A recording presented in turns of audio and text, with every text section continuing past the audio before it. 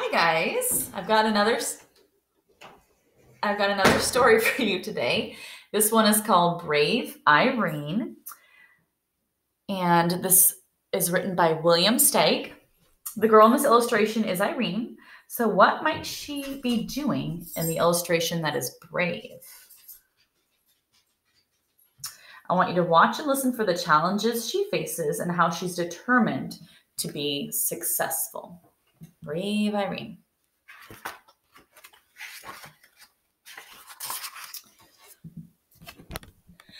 Miss Bobbin, the dressmaker, was tired and she had a bad headache, but she still managed to sew the last stitches in the gown she was making. "It's the most beautiful dress in the world," said her daughter Irene. "The Duchess will love it." "It is nice," her mother admitted, "but Dumpling, it's for tonight's ball and I don't have the strength to bring it. I feel sick." So look carefully at the different things. What do these things tell you about when the story took place? What helps you understand that it was long ago?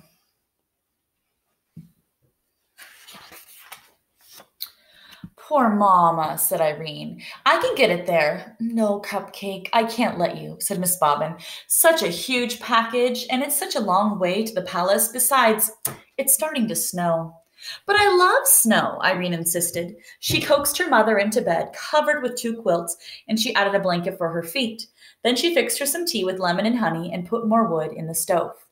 With great care, Irene took the splendid gown down from the dummy and packed it up into a big box with plenty of tissue paper. "Dress warmly, Pudding," her mother called in a weak voice, "and don't forget to button up. It's cold out there and windy." Irene put on her fleece-lined boots, her red hat and muffler, her heavy coat, and her mittens. She kissed her mother's hot forehead 6 times, then once again made sure she was tucked in snugly and slipped out with the big box, shutting the door firmly behind her. So how do Irene and her mother feel about each other? And how do you know? Think about that for a minute. How do you know how they feel about each other? It really was cold outside, very cold.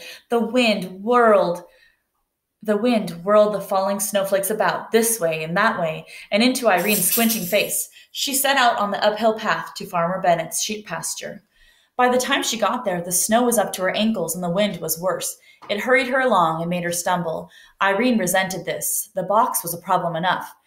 "Easy does it," she cautioned the wind, leaning back hard against it. So look at Irene, you guys. She's really struggling. What is making it difficult for her?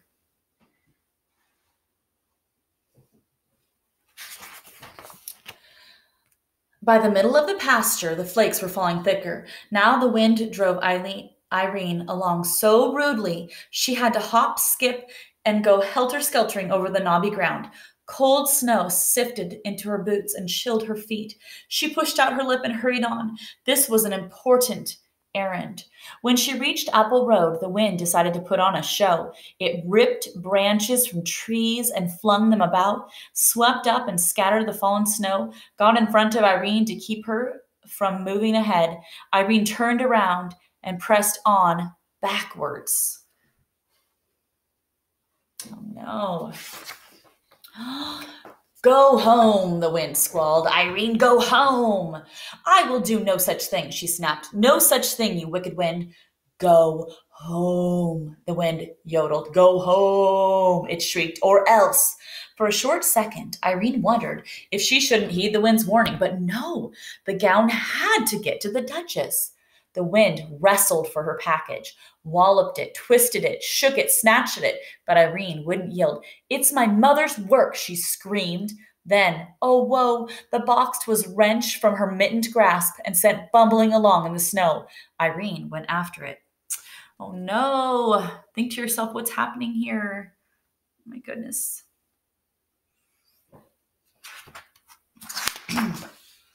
She pounced and took hold, but the ill-tempered wind ripped the box open.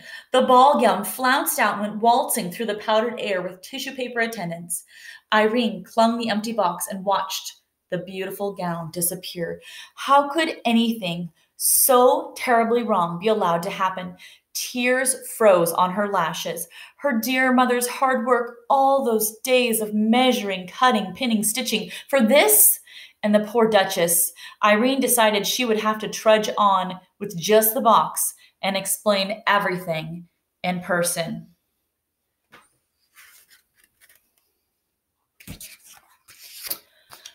She went shuffling through the snow.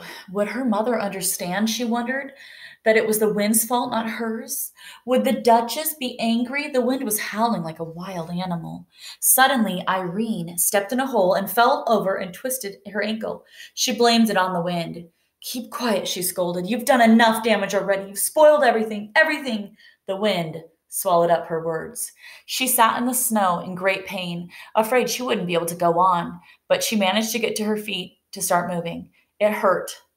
Home, where she longed to be, where she and her mother could be warm together, was far behind. It's got to be closer to the palace, she thought. But where any place was in all the snow, she couldn't be sure.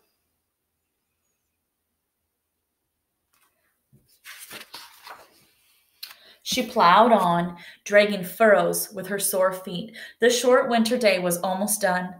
Am I still going the right way? She wondered. There was no one around to advise her. Whoever else there was in this snow-covered world was far, far away and safe indoors, even the animals in their burrows. She went plodding on. Soon night took over. She knew in the dark that the muffled snow was still falling, and she could feel it. She was cold and alone, and in the middle of nowhere. Irene was lost. She had to keep moving. She was hoping she'd come to a house, any house at all, and be taken in. She badly needed to be in someone's arms. The snow was above her knees now. She shoved her way through it, clutching the empty box. So think about what clutching means, holding on so tight to the empty box. She was asking how long a small person could keep the struggle up. Then she realized it was getting lighter. There was a soft glow coming from somewhere below her. She waded towards this glow and soon was gazing down a long slope at a brightly lit mansion. It had to be the palace. Irene pushed forward with all of her strength and sloosh, bump, she plunged downwards and was buried. She had fallen off a little cliff. Only her hat and the box in her hands stuck out above the snow. Even if she could call for help, no one would hear her. Her body shook. Her teeth chattered. Why not freeze to death, she thought, and let all these troubles end? Why not? She was already buried.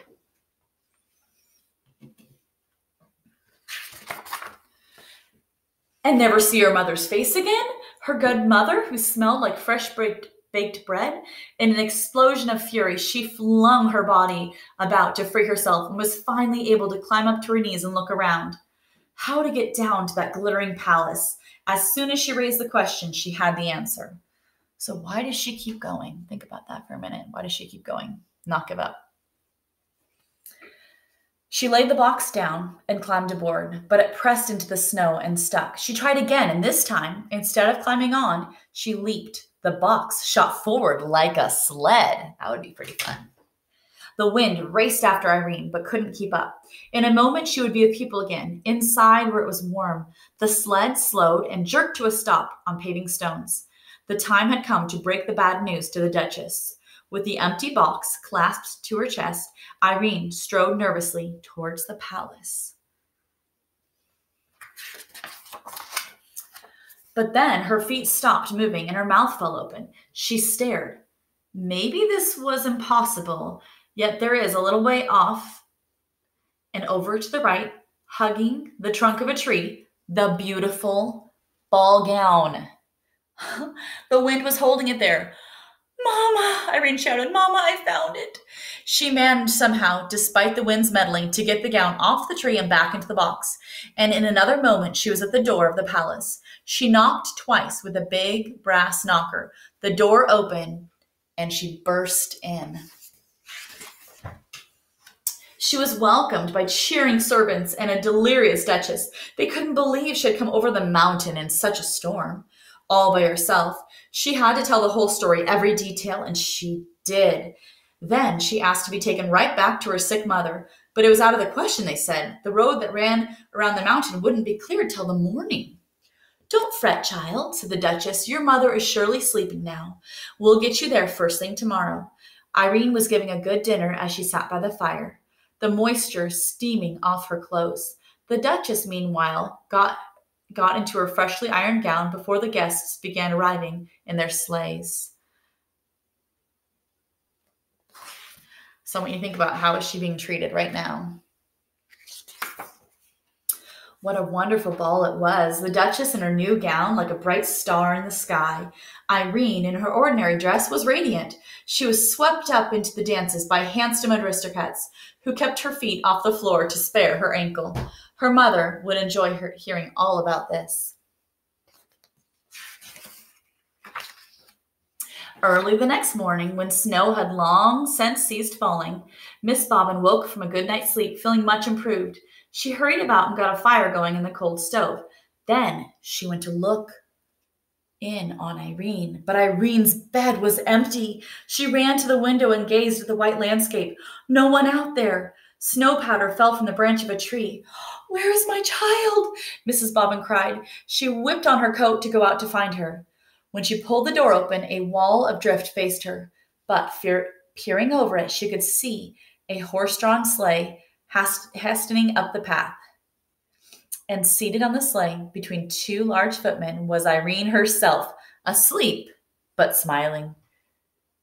Would you like to hear the rest? Well, there was a bearded doctor in the back of the sleigh, and the Duchess had sent Irene's mother a ginger cake with white icing, some oranges and a pineapple, and spice candy of many flavors, along with a note saying how much she cherished her gown and what a brave and loving person Irene was, which, of course, Mrs. Bobbin knew better than the Duchess. The end. What a fun story. I hope you guys enjoyed listening to Brave Irene, and have a great rest of your day. I miss you so much.